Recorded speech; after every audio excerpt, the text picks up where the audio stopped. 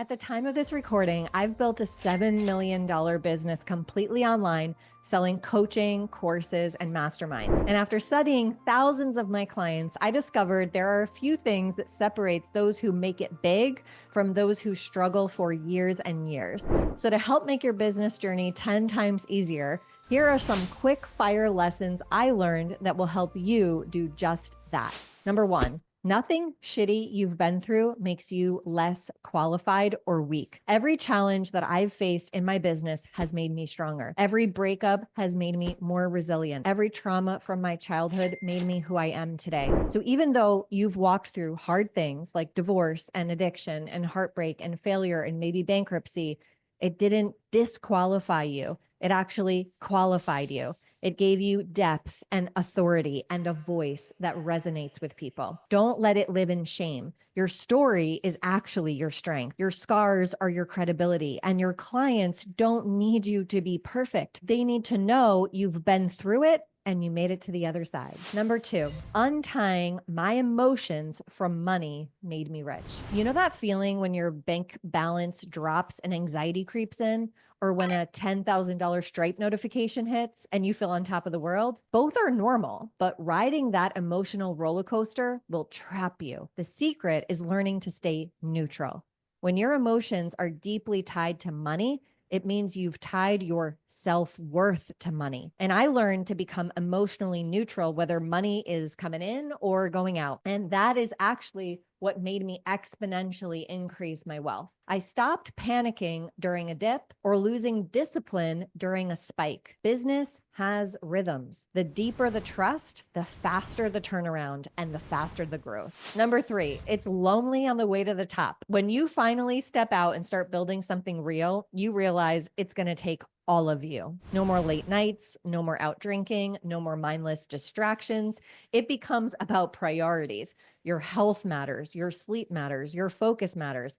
And that shift, it naturally separates you. You spend more time alone. You don't relate to your family and friends like you did before, and they don't relate to your ambition. Here's the thing, before God elevates you, he separates you, not to punish you, but to prepare you. It's lonely on the way to the top because very few go. Number four, your life will come crashing down when you're about to level up. Think about a time you decided to go for it. You joined a coaching program or you said, it's go time. Then something happens. You throw your back out. Your great uncle dies. Your kid gets sick. I can't tell you how many clients join a $10,000 or even $25,000 program, and within weeks, their life blows up. In the book, The Big Leap, Gay Hendricks, the author, he shares the story of a client about to reach a huge milestone in her life when she gets into a car accident. It wasn't serious, but it actually symbolized the upper limit problem. When you're about to break through, your subconscious will try to pull you back to comfort. It's like setting a thermostat to 75. Even if you want it warmer or colder, it keeps recalibrating to 75. And your subconscious is the same. It tries to keep you at your comfort zone. Even when you push for more, it wants to bring you back. So expect those setbacks. They're a sign you're about to break through. Number five, trying to change other people is a waste of time. Give all that energy to changing yourself. My dad was an alcoholic growing up. There were seasons when he got sober, but he always went back. He would binge drink, and from the time I was a little girl, I tried to get him to stop. Now, no one needs to tell me how messed up that is. No 5-year-old should be carrying that kind of emotional weight, but I did. And as I grew up, I realized I had internalized that pattern. I kept gravitating toward people who needed saving, thinking, if I just get it right this time, maybe it'll work. But eventually I had to unlearn that. I had to accept the truth. You can't want something for someone more than they want it for themselves. And that realization, it's heartbreaking, but necessary. Because if you don't learn to love yourself more, you will lose yourself trying to save them. Number five, quit everything.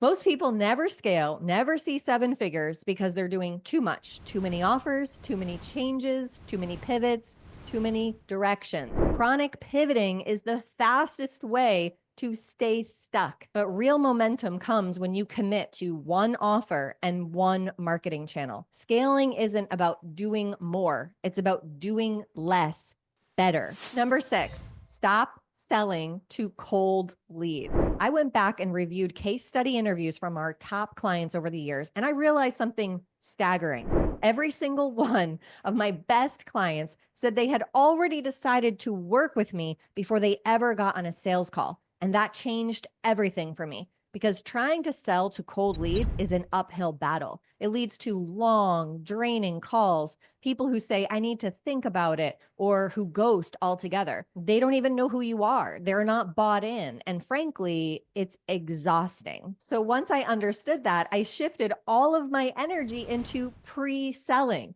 I focused on content that built belief, addressed objections, and made the decision clear before they ever reached out. That single shift allowed us to eliminate the entire sales team and still grow faster with less stress and higher quality clients. Number 7, get around people who make more, way more than you. Years ago, I invested in a $55,000 per year mastermind. That was more than my first starting salary in corporate for a year.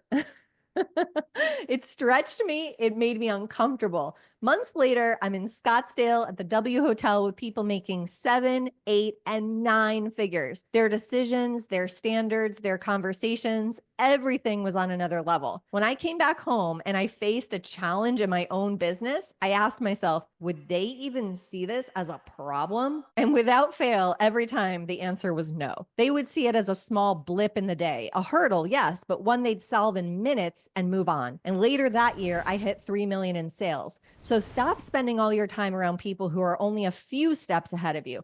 Find the ones who are 10, 20, and 50 steps ahead. It's uncomfortable, but it's where the growth happens. Number 8, you don't need more confidence, you need more courage. Everyone is chasing confidence. There are coaches and books and courses dedicated to building confidence, but confidence isn't what you need. You need courage. Confidence says, I feel ready. Courage says, I'm moving anyway, even when I don't feel ready, even when I don't feel perfect. Courage is what gets you in the game. Courage comes before confidence. Courage is showing up even when you feel like you do not have the answers. It's moving even when you don't have it all figured out. Courageous people win. They don't wait for confidence to show up. They don't wait for everything to be perfect. They move anyway. And through that movement, confidence is built. Number 9, don't tolerate anyone in your life who silently or forwardly would prefer to see you play smaller. I once dated a man who seemed like he had it all together on paper. Good looks, good career, financially stable. On the surface, it seemed like a great match. He even told me early on how refreshing it was to meet a woman who had her life together. But a few months in, I started noticing something subtle. He was completely intimidated by my big vision. At first, he acted impressed by my ambition, but over time, I realized he never encouraged me to go further. He never said things like, you'll get through this, or you always figure it out, or you're smart, you've got this, or what's the next big thing you're building? Instead, I noticed something strange. He seemed oddly at ease when I was stressed, like it gave him relief to see me questioning myself. He wasn't cruel by any means, but he wasn't for my growth either. I slowly started to realize he'd be more comfortable if I didn't have any stretchy goals, if I stayed in a lane that didn't challenge him. And this doesn't just happen in romantic relationships, even family. Yes, even your parents can feel this way. Honor your parents, but don't ignore the truth that your ambition might trigger their wounds. It might challenge what they've accepted as enough. And they may react with passive aggressive comments or outright criticism. Things like, don't get your hopes up, and isn't that risky, or that sounds foolish. And here's the hard part. The desire to please your parents is deeply ingrained. If you sense their disapproval, even subtly, you'll quietly quit your dreams just to keep their love and approval. So don't tolerate anyone speaking into your life who doesn't encourage you to go bigger. Number 10, your offer isn't too expensive. Your positioning is too weak. Let me guess, you're making offers, hopping on sales calls, and you keep hearing no. Or worse, they ghost you. They tell you they're going to think about it, and then you never hear from them again. And you assume that they just can't afford it. But here's the truth. People always find the money for what they believe will solve their problems. So if they're not buying, it's not about their wallet, it's about your positioning. Because people don't buy courses, programs, or coaching. They buy outcomes. They buy solutions to the problems that keep them up at night. So if your offer isn't tied to something real, urgent, and deeply personal, then yes, 5,000 or 10,000 will sound like a lot. But when you clearly show how your offer is the bridge to a future they actually want, price becomes irrelevant. By the way, I created a high ticket offer calculator. And if you want to just click the link in the description below to get that copy for free, it's right there. Number 11, obedience will take you places strategy can't. There were seasons in my business where I didn't have all the answers, just a nudge, a deep knowing that God was saying, move. It was time to stop consuming and start creating. No more downloading freebies, no more watching what everyone else was doing. It was time for me to build what he was calling me to build. So obedience opens what strategy alone never could. Sometimes your next level won't make sense on paper, but it will resonate in your spirit. And don't ignore that. Trust it, because success isn't just about doing things right. It's about doing the right things at the right time. And only God knows when that is. Number 12, if your messaging needs a translator, your ideal client won't stick around. Most coaches and creators, they're not struggling with their offer. They're struggling with how they talk about it. If your client has to decode your message, they're just going to scroll on by, because confused people, they don't buy. Your ideal client is not looking for a mystery. They're looking for a solution. And if you want to get paid, your messaging has to say, here's the problem you're in, here's the result I help you get, and here's why it matters to you right now. That's clarity, and clarity converts. So don't be deep, be direct. Number 13, become obsessed with self-development. Ask any one of my hundreds of clients over the years, and they'll tell you, I always say, starting and growing your own business is the best personal development workshop of your life. Why? Because it exposes everything: your fears, your patterns, your need for control, your fear of being seen, your fear of being rejected. It will confront you. And if you're not crazy obsessed with self-reflection and change, it won't work, because you're going to hit blocks. And if you don't have the willingness to look at yourself square in the face and say, I need to grow, I need to change, I need to do something I've never done before, then your business won't survive. Every big leap in my business came after a personal one. The truth is, your business won't outgrow your identity. So the question becomes, are you committed to becoming the person your next level requires? Number 14, blaming others is easy, but it's also a ceiling. When things go wrong in life, our natural instinct is to avoid the pain and place the blame somewhere else. But part of maturity, real growth, is learning to take radical responsibility for everything. Because if you don't, your growth gets stunted. That's why you'll see 40-year-olds walking around with 10-year-old maturity levels. No one taught them how to be accountable. As adults, we have a choice every time we feel wronged.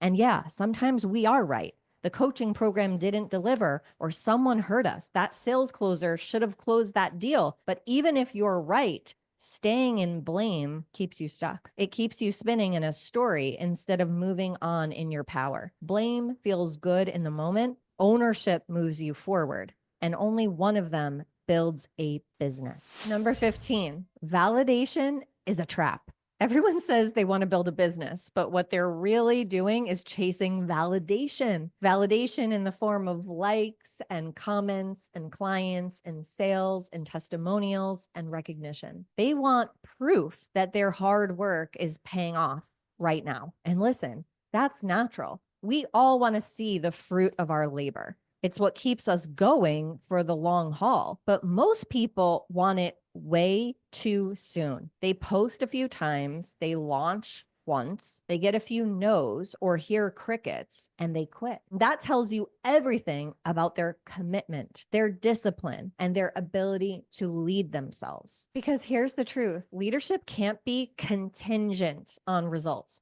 You have to be able to show up and lead when no one's clapping, no one's buying, no one's responding. Nothing looks like it's working. This is what separates the ones who make it from the ones who tap out. So yes, look at your numbers, learn from the data, but don't let any of it decide how you feel about yourself or your future. Make it mean nothing and lead anyway. Number 16, don't focus on past mistakes, just look forward. Even though I've become financially successful, I've made a ton of financial mistakes. Bad investments, wasted money, missed opportunities. I could sit and wallow in it. I could beat myself up over it, but I learned a long time ago, that is a losing battle. Ruminating on mistakes only leads to more poor decisions. For example, people who abuse drugs and alcohol, they're not just chasing the high, they're trying to numb the pain